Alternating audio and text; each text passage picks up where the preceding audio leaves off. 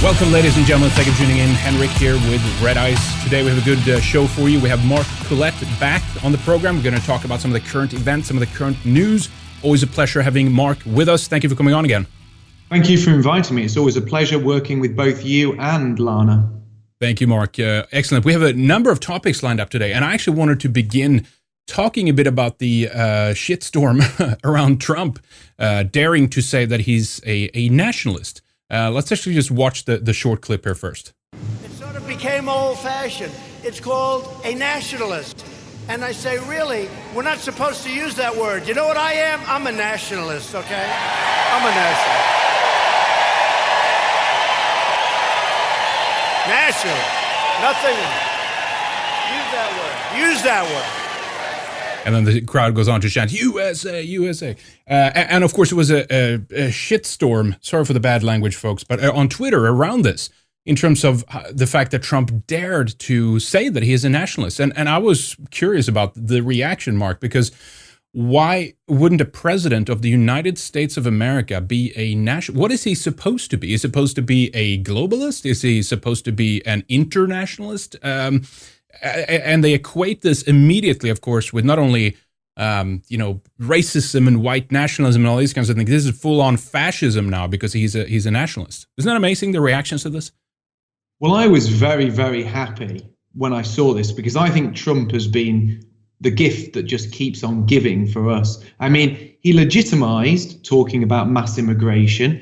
People used to be quite scared talking about race, ethnicity, immigration. But when you have Donald Trump, a man who is a major, major media celebrity on a level you can't really imagine. I mean, in Europe, people aren't as aware of this, but in America, they certainly are. This guy is, super famous. He's at the highest level of being looked up to as well, because he's the man that in many ways personifies the American dream. When you have a man like that legitimizing being critical of mass immigration, being critical of multiculturalism, that is one thing. But for him to come out and call himself a nationalist, well, that legitimizes everything we are, because the globalists, the internationalists, the liberal politicians, the entire establishment have done everything they can in order to make it so that word is a dirty word, so it's taboo. So if you go out and identify as a nationalist, you are naturally silenced by people around you,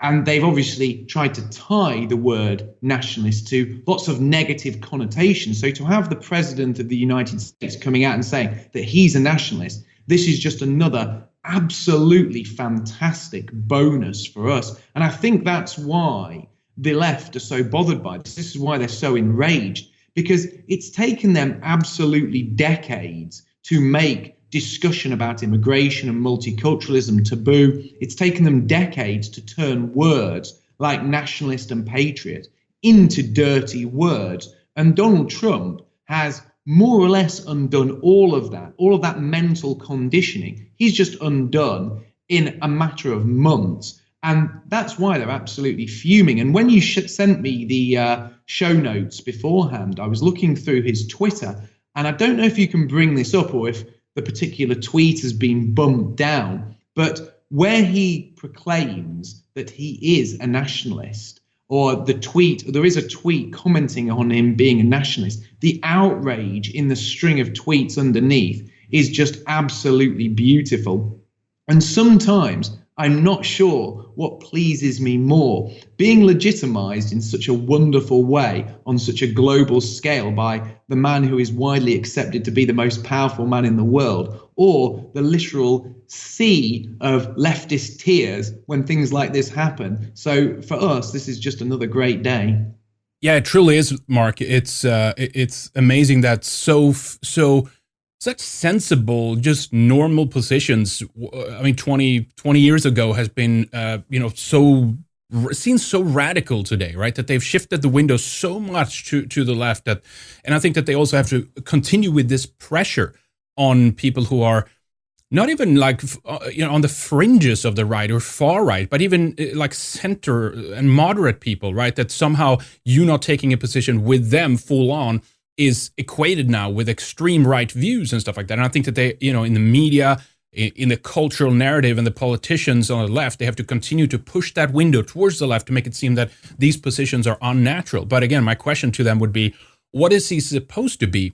Do they want an imperialistic president that gets in the business of all these other countries? He's not the president of a global governance system. He's not the head of the UN. He's the head of America. He's supposed to look after the people that not only voted for him, the people who didn't vote for him, but who are under him as their president, right?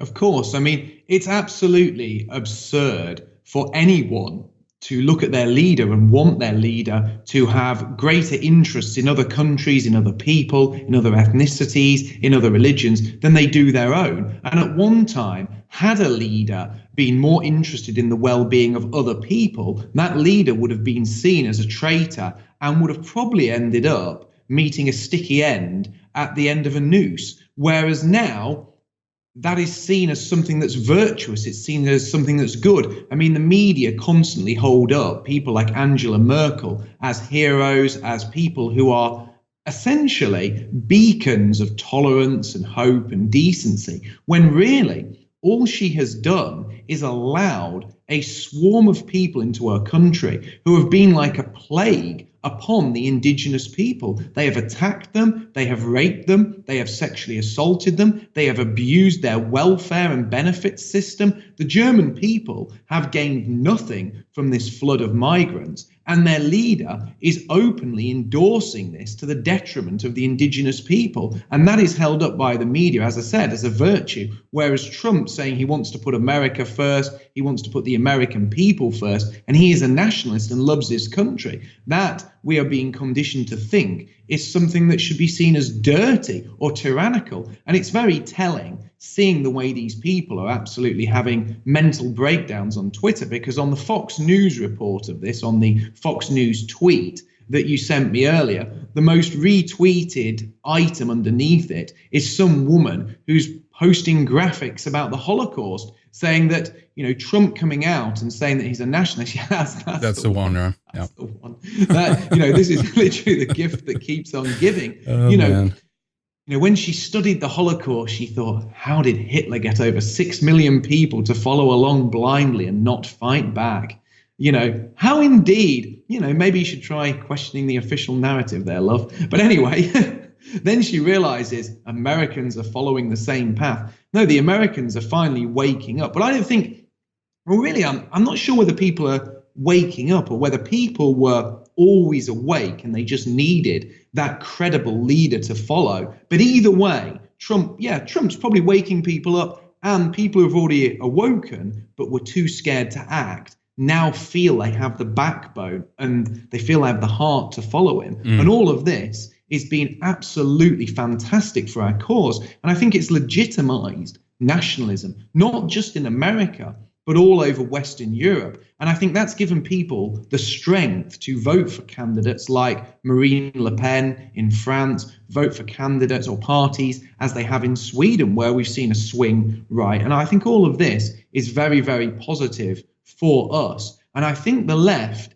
do truly feel like they're losing their grasp on the entire political narrative. And that can be seen from their, quite public mental breakdowns every time something doesn't go their way.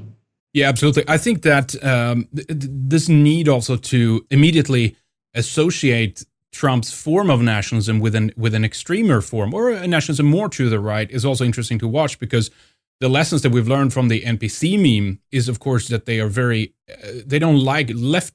don't like to be dehumanized, right? That this was one of the big critiques of the NPC meme. Like, they're turning us into these robots and, like just scripted characters where they're trying to make us seem not human. But wait a minute, everything that the left has been doing the last, for a long time now, but it really ramped up since the Trump presidency, is, of course, that they call everyone who doesn't hold their positions a neo-Nazi, a racist, a fascist, etc., white nationalist, whatever it is. And that's done effectively to dehumanize it, so that our arguments don't seem legitimate, right? That they're the experts on dehumanization. When we kind of just project that back to some jujitsu right back at them, they literally cannot take that, and they're totally blind. And that's what you said. Why it's so important that they bring up like somehow just Trump saying he's a nationalist immediately means it will be another Holocaust, which is of course it's wrong. It's just this is not the case. But they have to take that extreme position, Mark, so that it delegitimizes what Trump is doing and how he's normalizing nationalism, right? One thing I was going to say to your comments about them calling us neo-Nazis or Nazis or far right, I think that at one time those sort of names did hold quite a bit of power because they weren't used as much. When used sparingly, when used against certain opponents, those phrases had quite a bit of power, but they've been used too often. Think of them a little bit like antibiotics. If you use antibiotics too many times, whatever you're using them against builds up an immunity. And I think people have built up an immunity against phrases like Nazi, racist, and that has actually helped us an awful lot, because when they called the BNP Nazis, people kind of bought that, and people were like, yeah, well, maybe they are, they want repatriation, they want to stop immigration, but now they are calling everyone who is really right of centre a Nazi. So everyone's a Nazi. Donald Trump's a Nazi, Nigel Farage is a Nazi, they call me a Nazi, they'll call you a Nazi, but they're calling everyone a Nazi. So that word no longer has any meaning. It no longer has any power. It is just a word again. Whereas before it was a word that carried quite a bit of weight. It was a word that when printed on a leaflet, when directed at BNP candidates, would put people off voting for us. But now they used it so liberally and they've overused it. It's watered it down. It's now meaningless. It now has no effect. It's like an overused antibiotic that simply doesn't hit the mark anymore. It simply doesn't have any effect. The immunity in people has been built up against this, and that's it. They're done. And calling Trump a Nazi is a major, major error from their part, because if they're saying the president of the United States is a de facto Nazi, that gives Nazis an awful lot of credibility. That says to people, well, actually, these guys, they're back. They're doing something. These guys, they can't be that bad because America elected one. And these words now have absolutely no meaning, and they've really depleted their own arsenal completely. And they've left themselves in a position where their once most powerful tools are now completely useless, meaningless, and the public just isn't listening to them at all anymore. So when they get memes like the NPC meme used against them, it hurts so much more. It stings so much more because their generalizations, their dehumanizing tactics aren't working, but ours are. And the funny thing about it is, ours are far more humorous, ours are far more witty. And that's what makes it even better, because the left obviously don't like losing. The left don't like seeing us winning, but they really, really hate being laughed at because they have a very, very childish, silly mentality. And when you laugh at a silly child, the child throws a tantrum. And these leftists, these liberals, they really are grown children. And they're showing that now more than ever because they're banning people for simply posting grey cartoons with stoic faces. And that shows, if anything, we are winning the culture battle. Yeah, indeed. I thought we should take a look at the report as well from Fox, because a lot of this was triggered, Mark. Well, we don't have to look at the whole thing, but I want to play some B-roll here of the caravan that's coming in too, swelling to 7,000. Again, this is not one of the scenarios that triggered, of course, Trump's reaction with the fact that he's a nationalist. We can't just have wide open borders. Who are we if we can't protect ourselves and stuff like that? And it's interesting that, of course, we saw scenes like this, Mark, in Europe back in 2015, was it, that really kicked off 16, 17. It's really continued since then. To a certain extent, the media has downplayed it since, but now we have it through boats and stuff like that too. They don't only come by land. But what's the comparison here, do you see, in terms of the European migrant wave? I think the biggest comparison you would see this sort of so-called caravan and between what's happening in Europe is obviously the floods of these migrants that have been arriving at ports in Italy, Spain, southern France, and Greece. I think what makes this particular movement of refugees, well, they're not refugees, are they? I mean, these people are clearly economic migrants. And one thing I'll have to say is, I find it hilarious that they claim to be fleeing Honduras, but at the front of this march, which looks more like a military movement, they're carrying the Honduran flag like an invading army would. They aren't. They're carrying this flag as if there's a standard bearer at the front of the march saying, we're coming to take over your land in the name of Honduras. Now, if you're fleeing from a country, if a country's been brutally oppressing you,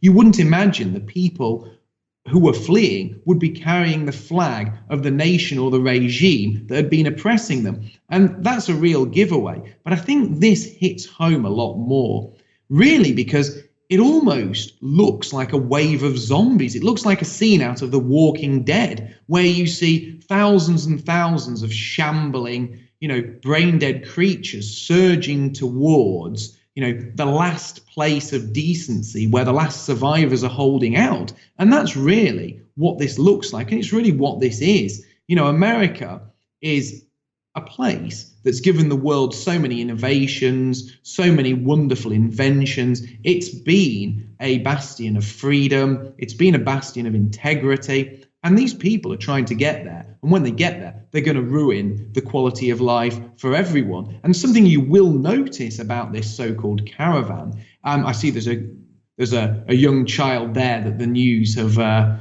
sort of... They always hone in on that. The one time they do get that shot, right? Same in Europe in the migrant invasion. Largely all males, all younger males. Yeah. Exactly. All males carrying their battle flag, the flag of the nation that's meant to have been oppressing them, marching relentlessly like zombies towards the West. And it is frightening. And the fact that Donald Trump is standing up to this, the fact he has said he is going to dispatch the military to the border to turn these people back, that is an absolute breath of fresh air, because that is what we need. And the people who are supporting this mass of economic migrants and criminals flooding towards America, they're in their hands. And I think many of the American people will see those supporting this caravan as absolute traitors. And yet again, having Donald Trump being a voice for patriotism, being a voice for nationalism, and voicing his absolute opposition to this is another massive bonus for our movement. Yeah, absolutely. And it's amazing how, they're trying to make it seem that there's no legitimacy in a country wanting to defend itself and wanting to defend its own borders. And why is it, Mark, that laws then only applies in certain circumstances, right? They want to have restrictions on politicians or whatever it might be, like which I obviously agree with, like, campaign finances. I'm talking about like largely what the left is talking about in terms of rules and laws and what we need. And there needs to be laws against hate speech and, all these kinds of things, right? But all of a sudden, when it comes to migration, there should be no laws whatsoever. It should just be total open borders, let everyone in. And of course, people who are what should we call it? People who are sentimental when it comes to helping people. And I'm not against helping people either. But as is stated, America already gives Honduras massive amounts of money in aid. They get help from other parts of the world. And I think the easier solution, instead of them making this dangerous march through all these countries and breaking borders, as we saw in Mexico, right? They were actually breaking through there. They were actually not respecting the country that they show up at. And I think even internationally, you're supposed to stop at the first country where there is peace, as a refugee. If you want to seek asylum, go to the first country where there's peaceful conditions, and then you wait there and seek asylum there. But they're just marching straight through, just like they did in Europe too, right? To all these southern European countries, to go to Germany, to Sweden, to Denmark, Norway, Britain. And of course, so there's no rhyme or reason to how the following the rules when it comes to this stuff. And I've heard countless of people on the left defending this. That's just like, well, they're seeking a better life and they're fleeing violence and horrendous conditions and stuff. Well, it looks like they're bringing these conditions right with them, and they don't respect the laws of the countries that they come to. No, exactly. I mean, the first thing you've got to look at when you discuss these sort of people is if your house burned down and your neighbor took you in, Your neighbor gave you food, gave you water, gave you a bed, gave you a roof over your head. How would you repay that neighbor for doing that for you, for showing you that kindness? Well, if you were a genuine refugee, if you were somebody who was genuinely in need, if your house had really burned down, if you'd really lost everything, you would repay your neighbor with acts of kindness because of the kindness that he or she and their family had shown you and your family. But these people do not repay us with any kindness. When they come to our countries, when they come to America, when they come to European countries, they treat us with absolute contempt. They attack young men, they attack the elderly, they rape, they sexually assault young white girls. We've seen the absolutely huge grooming scandals here in Britain. We've seen scandals in Germany, like the scandal in Cologne on New Year's Eve, where thousands of women were molested and sexually assaulted in one evening. You see these horrendous terrorist attacks.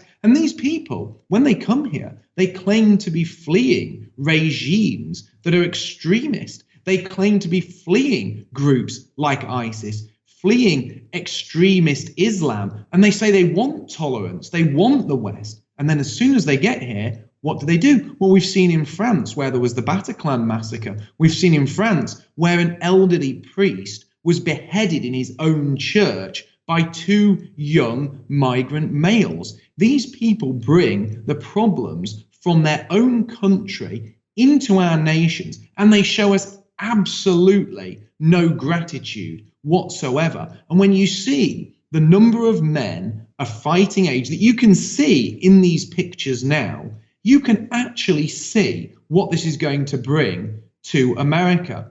All of these young men are going to be looking for partners. All of these young men are going to be looking for, at best, they'll be looking for low-paid jobs, which pushes down wages, which means our people, the indigenous people in Europe, or the the descendants of those who built the America we know and love, won't be able to get jobs.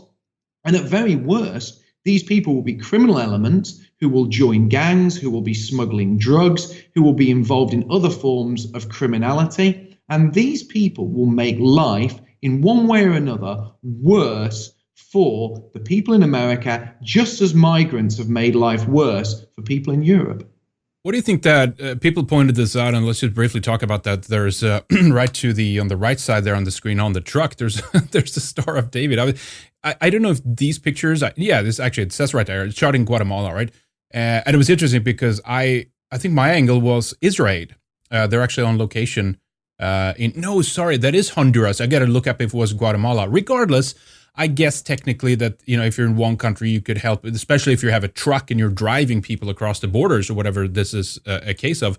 But what do you think that's about? Is that a coincidence, Mark? Why is there a Star of David on the truck that's transporting people? Well, it's very interesting. Now, I did a whole video on this called The Jewish Role in the Refugee Crisis, and that was quickly shuffled off to the YouTube bin of limited state, so you can't actually search it. Down the memory hole, also, down the memory hole. Quarantining, exactly. It's amazing. It's also up on minds.com though and BitChute, so it can still be accessed. Yeah. But when I was looking into the Jewish role in the refugee crisis, I came across the group called RIR-181023-markcollett-pt1, and I actually exposed this group because it's very, very interesting that the Jews in Israel don't want any refugees coming into Israel. In fact, repeatedly, Jewish prime ministers and high-ranking Jewish politicians in Israel have categorically stated that they will not be allowing in any refugees, and they are aggressively seeking to repatriate people who have entered Israel's borders illegally, or sometimes even legally, and have settled there, including a large number of Africans who they are shipping back to Africa. In Israel, there is a group called IsraAid, which are a pro-refugee charity. But before you say anything, they are not pro-refugee in Israel. They don't want to help refugees come to Israel. Oh no, this charity sends Israelis abroad to help refugees and migrants enter other Western nations. So they have been very active on the ground in places like Italy, in places like Greece, trying to help migrants enter Europe illegally and then dispersing them and resettling them across Europe so that they can't be deported. And I would not be shocked at all if they were on the ground working, helping to flood America to help migrants cross the southern borders and get in to America. And this group, IR-18, really is the perfect illustration of the hypocrisy practiced by Israeli Jews who want a wall for Israel, who want closed borders, who want an ethno-state, which is for the Jewish people, and essentially a bolt hole for all Jewish people the world over if they need it. But the Israeli Jews from IR-18 are very, very eager to flood Western nations like Italy, Greece, France, Germany, where the European people are the indigenous people, but they're also very, very eager to flood other Western nations where the European people may not be indigenous, but their ancestors were the ones that founded those nations and made them what they are today. And they are very, very eager to push open borders, miscegenation, and mass migration in those nations. And this huge double standard is one of the best ways to illustrate the hypocrisy that is practiced by these people. And you only have to wonder, what is their end goal in doing these things? Let's talk about some of the reactions to this then, because it makes sense that our questioning, I don't think it's only Israel and Israel that's behind this. I think there's many different organizations. Frankly, they play a large part, and we know that within the respective countries too, they lobby. And you have is it Haifa? It's called, or HAIS, the Hebrew Immigration Organization. I can pull it up here in a moment. But there's clips there talking about how rabbis they're agreeing on making sure that America gets more immigrants and stuff like that. And they link it again with their own experience that supposedly. I even heard Cenk Uygur at the Young Turks bring this up the other day, that he was debating with the Tucker Carlson. And it was like, well, the reason why America needs to let in people is because the Holocaust, right? America didn't let Jews in the 30s and 40s, and therefore you don't have a right to control your own borders. Therefore, you don't even have a right to have a processing system where you figure out who is who. Remember all the complaints on the cages, just a few months ago, in terms of the fact that they were like, they have a processing facility. This is the best they have. It's not a prison. It's just it's walls, but instead of having actual walls, they have fences, right? And so they need to process and figure out who is coming in. Is it terrorists? Is it ISIS? Is it who is it, right? And so that's sensible and reasonable, but they're trying to make it seem that it's like, just do away with all that, open your borders. And so the reaction has been hysterical to this, Mark. I mean, surely they must also at some level recognize that the lives of their own people isn't even worth equally to the people coming in. And if there is a chance that there's terrorists coming into the country, or drug dealers or gang members or something like that, that should be able to be, they should be able to filter, if you will, for that. Well, yeah, it's a very good point that it's not all Jews. Not all Jews are involved in this. And it's also a good point that not only Jews are involved in this. There are other groups. Now, when you look at Africans, when you look at those from the Middle East or Latin Americans who are aiding this, it's very understandable from their point of view. They obviously want more of their friends, more of their family, more of their community to come and join them here in the West. But that underlines another very, very important issue, that none of this is about integration. They are not coming here to integrate. They're not coming here to become Western or to become European. They are coming here to import their own culture, to import their own mini version of their homeland or their home nation, but to do so with all the benefits of living in the West, the free healthcare, the free housing, the free medical care. They are coming here to essentially reap the economic benefits whilst bringing their own cultures, traditions, way of life, and entire community, which really shows what's going to happen to the West. Now, there is a third group who are involved in this, of course, and that is other white people. Now, we have a problem as people of European descent, in that we're suffering from something known as pathological altruism, where we are actually putting the well-being of other groups before the well-being of ourselves. And if you think of it in a certain way, think of a lion. If the lion was more worried about the well-being of the gazelle, he would go hungry and starve and eventually die. Equally, if the gazelle was more worried about the well-being of the lion than he was about himself and his fellow gazelles, he would soon be eaten and he would have virtually zero life expectancy. You have to look after your own group first. Sometimes that will be to the detriment of others.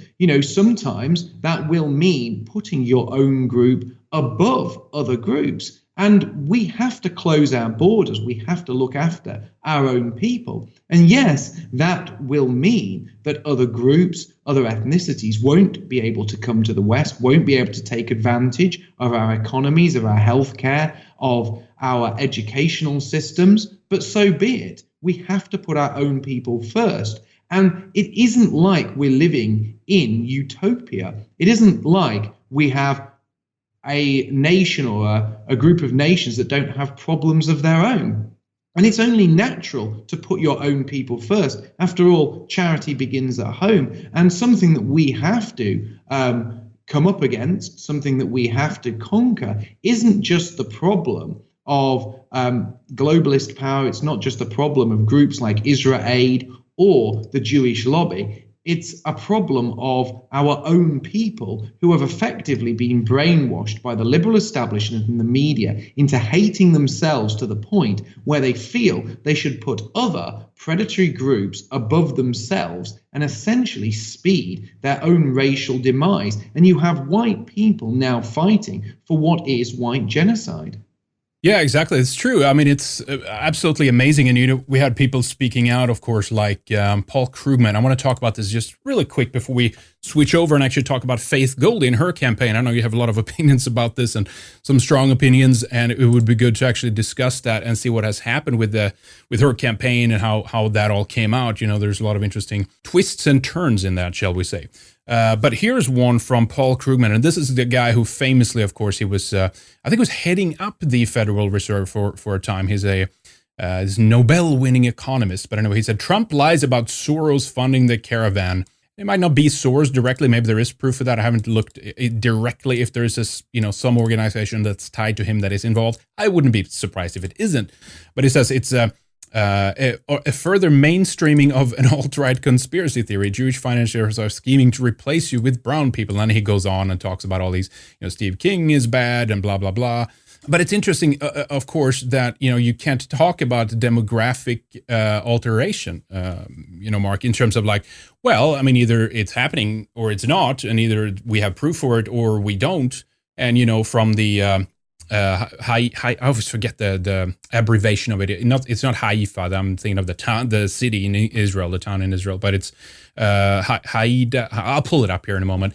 But it's a Hebrew organization that started directly to propagate immigration in different countries, and specifically America. Then you have the Barbara Specters. You have a lot of people that come from the intellectual kind of university environment.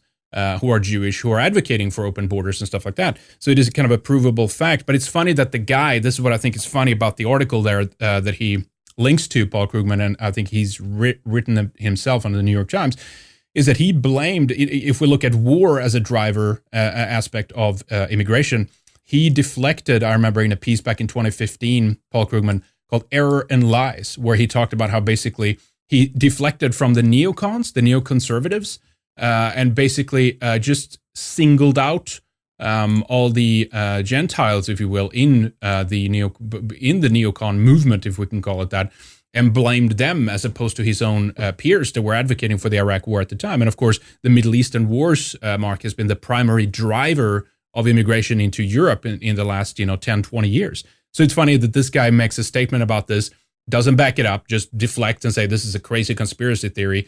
And then he blames other people for things that, he and his ilk in the neoconservative branch did themselves.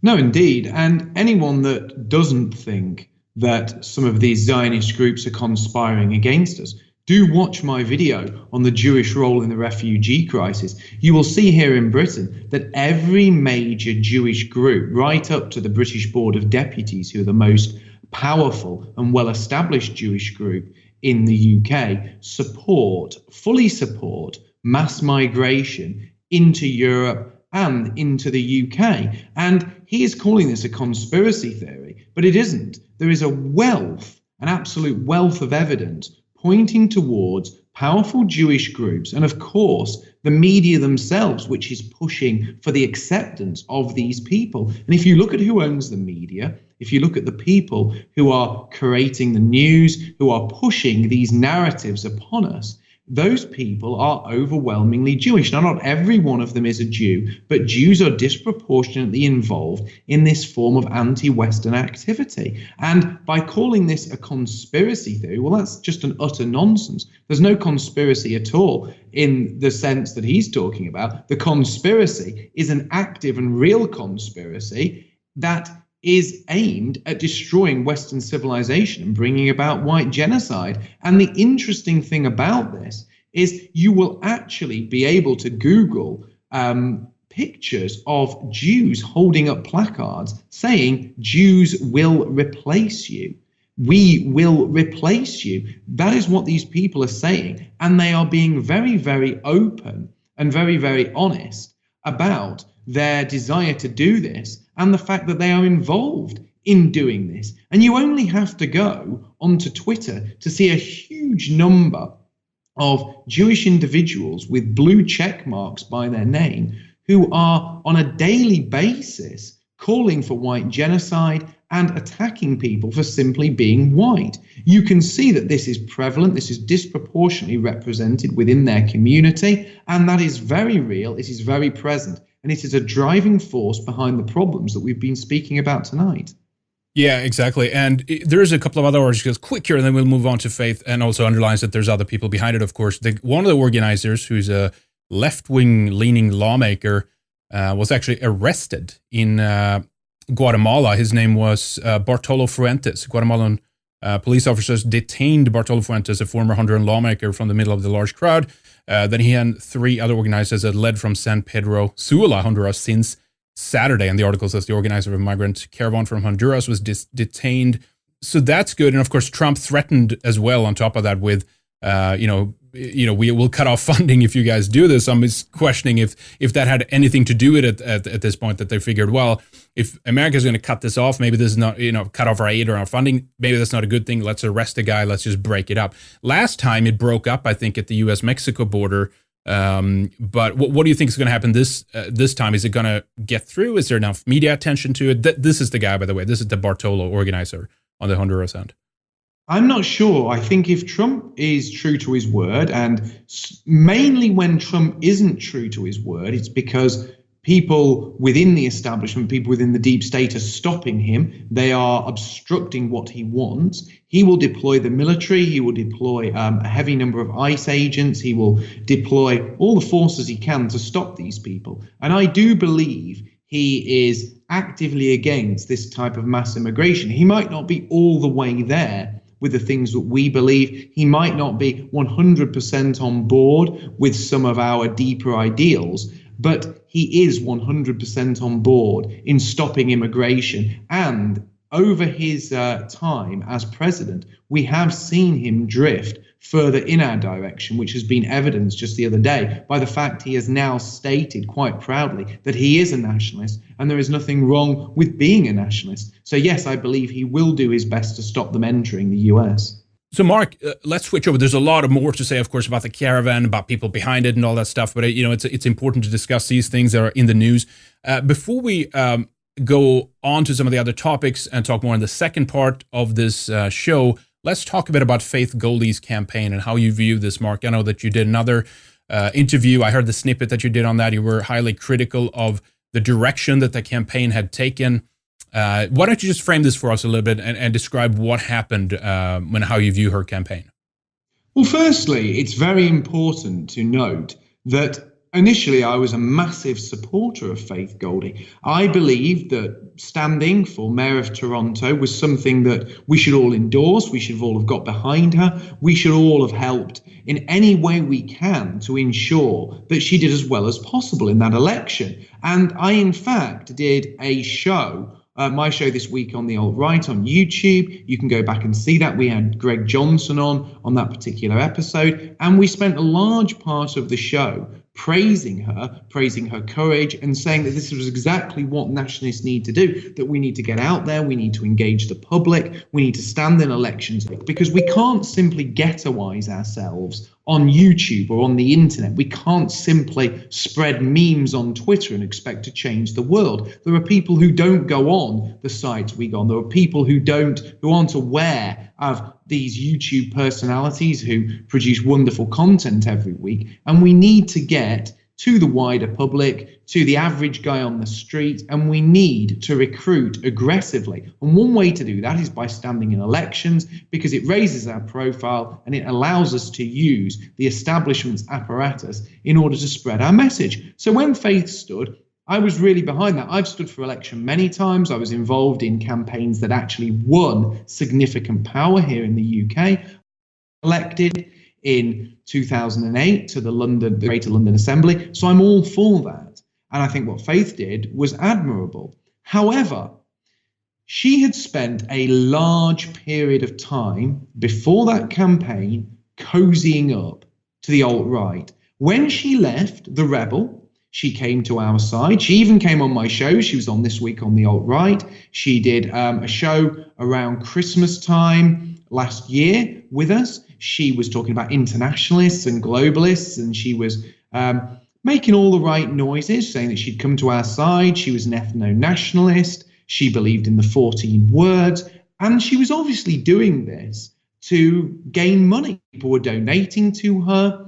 People were very, very eager to jump on board with her. I mean, after all, she's a very, very attractive woman. Many men will have looked at her and said, wow, you know, she's very, very beautiful, and she's espousing everything that we want to hear. So that for her will have been quite a significant payday. Now, when she entered this election, I wasn't suggesting she should have fought it on a 100% white nationalist ticket. Now, obviously, if you're fighting an election and people from ethnic minorities say, well, you're a white nationalist or you're a nationalist, what do you think about us? I'm not suggesting you're rude to them. I'm not suggesting you exclude them. But what I am saying is that as a nationalist, as somebody who is an ethno-nationalist, somebody who believes in, you know, an ethno-state, somebody who wants the survival of the European people in their homelands, you have to draw certain lines. And one of those lines is not to pander to ethnic minorities. When you stand in these elections, you can't be seen as the same as all the rest. You can't be seen as somebody who went and sought funding from the alt-right, cozied up to the alt-right, and then immediately did the opposite. And that's what she has done. She not only produced several very cringy posts where she was with Laura Loomer. Now, Laura Loomer is obviously Jewish. Laura Loomer was involved, well, was the one behind the doxing of Mike Enoch's mum. She's reprehensible. She is not a friend of ours. She constantly attacks us. Yet Faith Goldie could not wait to be pictured with her. She even produced a cringe-worthy post on Instagram where she said, "This will be huge, Jews for faith." It was absolutely cringeworthy. But worse than that, she then was seen on the streets of Toronto with a group called the Jewish Defence League. The Jewish Defence League is like an ultra-violent version of Antifa. They physically attack white nationalists. They physically attack people who they deem to be anti-Semitic. They are actually listed by the FBI as a domestic terrorist group. And I believe they've even killed people who they believe are a threat to the Jewish community. Now, considering she was all over us when she needed a new home, she was all over us when she needed funding, when she needed people to look after her because she'd been sacked from the Rebel. And we were very, very welcoming of her. We rolled out the red carpet. We actively supported her. We helped fund her. For her to do this is, to me, it's absolutely treasonous. And to stand with people who would advocate physically attacking the likes of me and you and your viewers and my viewers is absolutely reprehensible, especially considering she turned to our viewers for financial backing. Now, I know what people have said about me saying this. They've said that I'm missing the point, that she had to do this to get elected. In fact, somebody said in one of the comment sections, they might have deleted it by now, it might still be there, that, you know, she's going to win this and she couldn't win it without the support of all these people. Well, she didn't win it. She got 3.4%. Now, to go out there and literally grovel and bow to these Jewish groups, to these people who have doxed nationalists like Mike Enoch, to people who advocate violence against people like myself, people like Dr. David Duke, people like you, and to only get 3.4%, was it really worth selling out for that small number of votes? Now, people will say, well, she got 3.4%, but Toronto is only 47.7% white European. Well, yes, but David Duke in Louisiana in 2016, he took 3%, and Louisiana is 52.4% white European. Very similar demographics, very similar percentage of the vote. Paul Nealon took 11.1%. And he didn't cut to anyone. I mean, Patrick Little took 1.35% in California, which is only 40.1% white European now. So Faith Goldie, for all of her bending over backwards, for all of her selling out, for all of her cozying up to our enemies. Now, bear in mind, she's not gone along to a black community centre and said, you know what, guys, I'm going to represent you equally. I'm going to make sure you get a fair deal. You know, I want a fair deal for my people, but I will make sure you are represented also because you would be my constituents. She hasn't come out and said something reasonable or something acceptable like that. She has cozied up to people who would commit physical acts of violence or even kill people like us. And what did it gain her? What, 0.4% more than David Duke? Less than what Paul Nealon achieved? It's, you know, what gain has she actually got from this? Other than insulting people who were firmly in her corner and were willing to fund her when she was going through a very, very bad time in her life. Now, I know what her supporters will say about this, and this is very important. She's played out that she's the biggest victim ever. She wasn't allowed at hustings. Newspapers wouldn't run her adverts. Well, you know, newsflash here, people, this has been going on for years. When the BNP used to stand here in England or in the UK, we used to have it much worse than that. Newspapers wouldn't run our adverts. Billboard companies, they would sometimes put our billboards up, but take them down days later, you know, before the campaign had even concluded, after taking our money. Nonetheless, they take our money, put the billboards up for a day when they were meant to be up for, you know, a week or 2 weeks, then pull them down saying they'd had pressure from the left or from establishment politicians. When our candidates were invited to hustings or debates, the other candidates would gang together and say, if you invite the BNP candidate, none of us will come. So it's either all of us debating each other or it's the BNP candidate stood alone. So the organisers would sheepishly come to us and say, look, this has happened. We can't invite you guys. So we weren't invited to hustings. But we had it even worse than that. We would often face situations where different established parties would back out of elections to ensure that we didn't win. So say you had a ward where, you know, the Labour Party are on roughly 30% and the Liberal Democrats were on roughly 30%, and the BNP could come in and get 35% and actually take that ward. The Lib Dems and Labour would form an electoral pact where one of those two parties would stand down to ensure that 60% of the vote went to the remaining party, so there was no chance of us winning. So these dirty electoral tactics are absolutely nothing new. Now, I know she got a lot of sympathy. She will have raised a lot of money for this, but don't be fooled into thinking like she's making out that this is the only time this has ever happened in the history of politics. And, they went all out to stop her in Toronto. They've been going all out to stop us for decades. When I used to stand as a candidate, groups would go round putting up posters and leafleting houses saying, "Don't vote for this Nazi," with a huge picture of me with a red arrow pointing at my head. I had to put up with that time and time again. This is absolutely nothing new. It's been going on for decades. And in doing this and saying this and making herself out to be a victim, she may have raised quite a significant amount of money and got some sympathy. I'm not saying she was treated fairly, because she wasn't. But the fact of the matter is, she has turned her back on us, she has stabbed us in the back, and she has shown herself to be an opportunist. She was with the rebel, she was shilling for Israel on a huge level. She even made videos telling people in America to buy certain Israeli-made guns to help fund Israeli businesses, to help keep the state of Israel in a positive trade balance, or in a more positive trade balance, because there are certain groups that obviously boycott Israeli goods.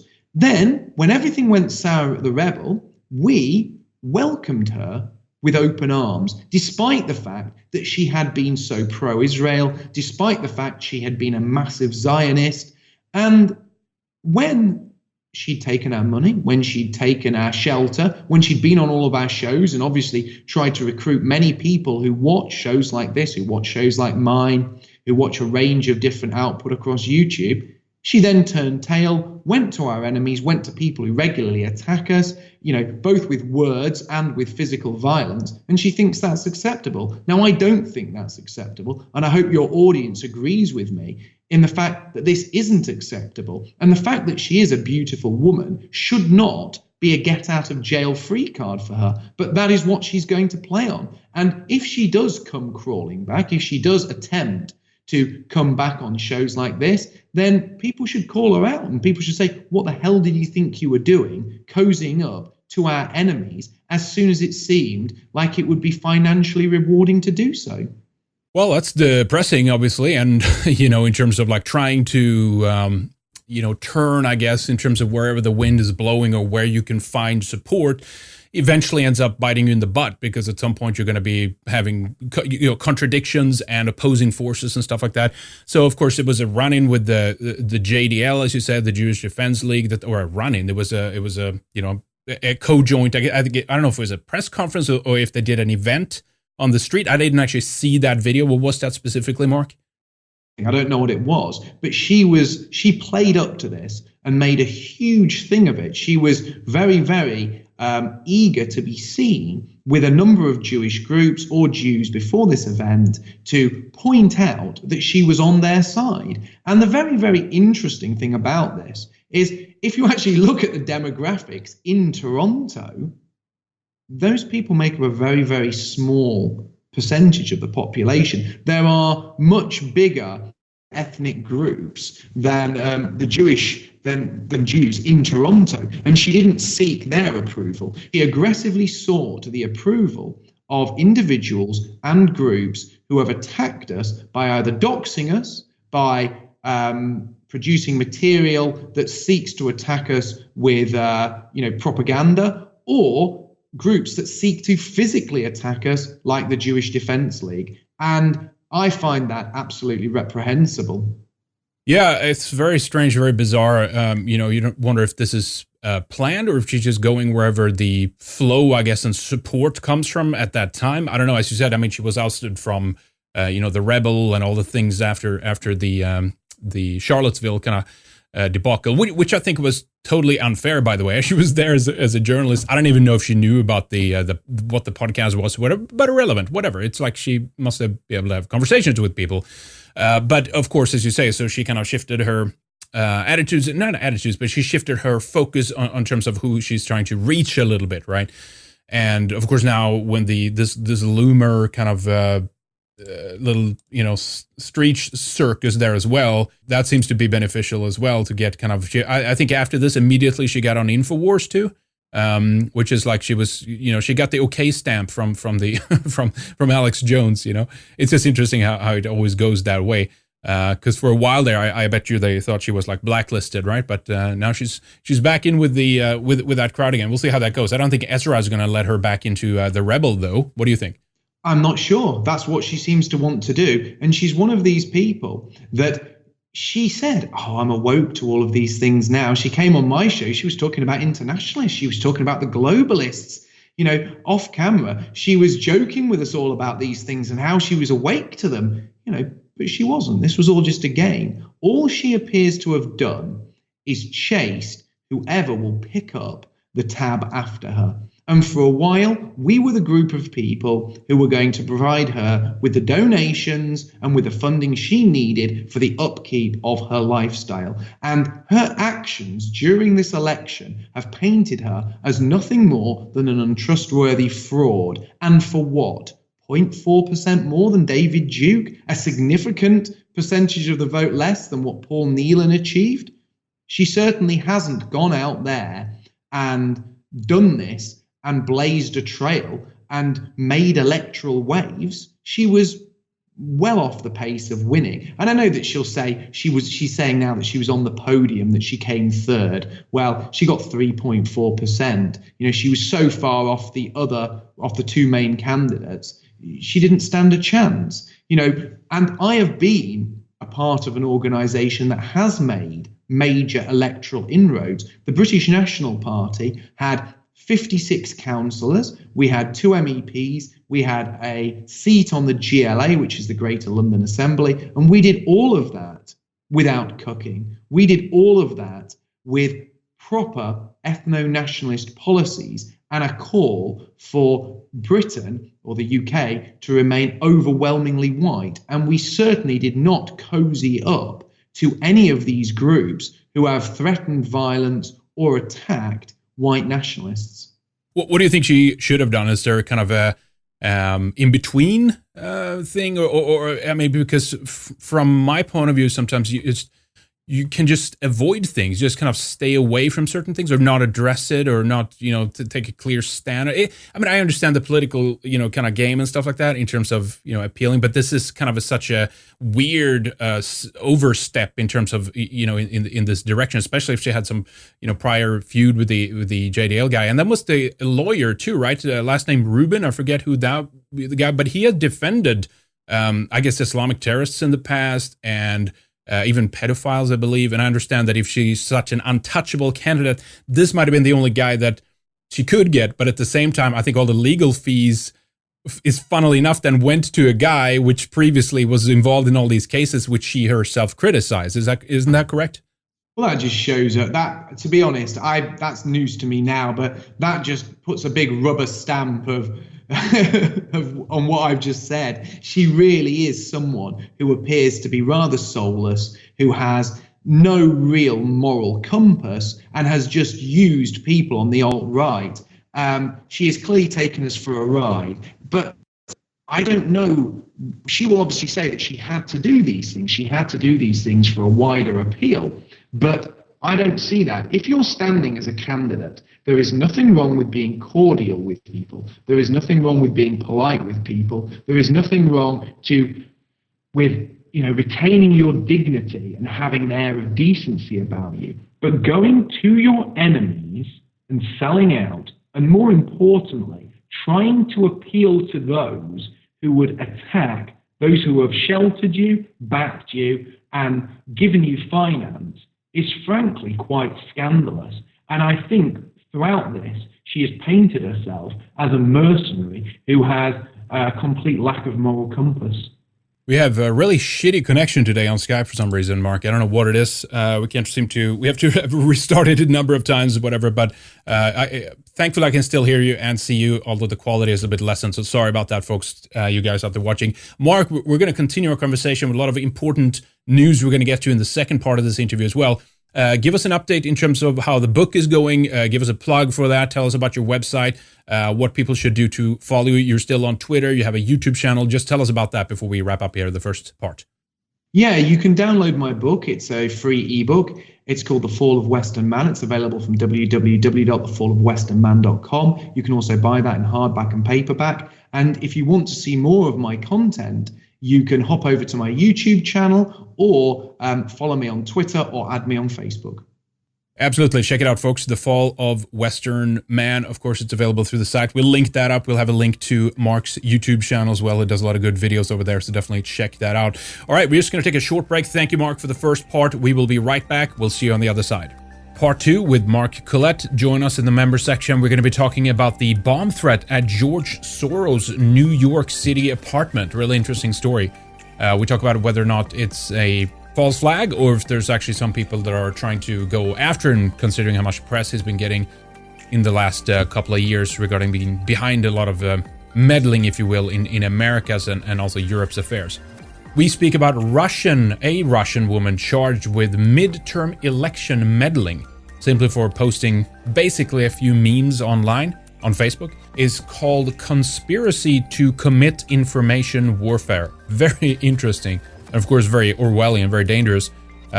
This might be the thing that's being hauled out to actually effectively shut down dissenting voices. Just label it as election meddling and saying that you're knowingly spreading misinformation or disinformation. We also speak about some UK developments, including crybabies. They want to have a re-vote on Brexit. Yes, believe it or not, they actually went out in the streets, demonstrated to get Britain to vote again, just like they did in Ireland on the EU referendum years and years ago.